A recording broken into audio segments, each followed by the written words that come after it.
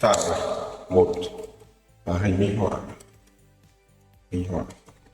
nhân trắng dễ thương, tương tự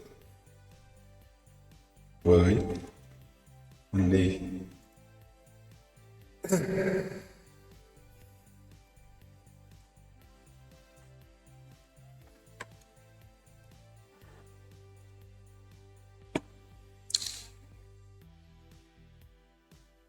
Rồi ở đây cái này mình tắt đi.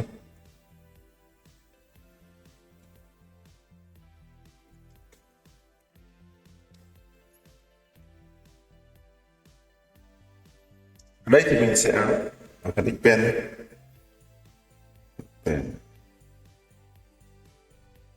Z trừ 2B đấy, Z trừ 2B này.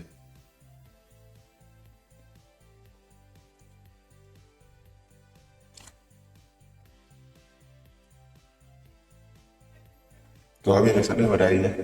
Rồi. Thì bên đây mình sẽ chọn. Rồi.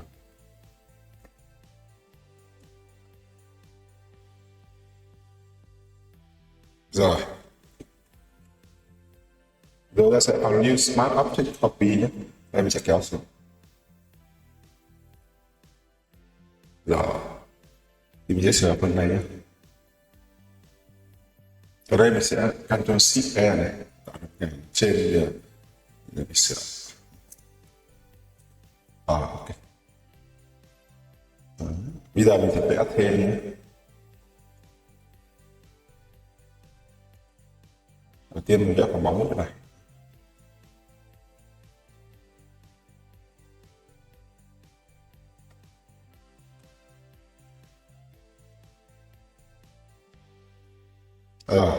Không.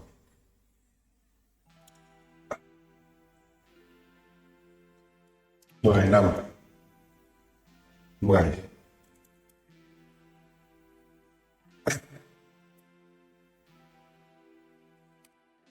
7 nhá. Rồi.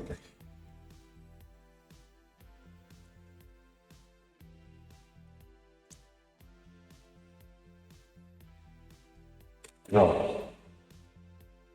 Bây giờ mình sẽ lấy cái hoa cái bức tranh này ấy.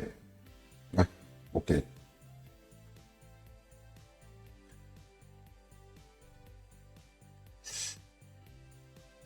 Đây, xóa đi nhé. Rồi, đây mình lấy con bướm.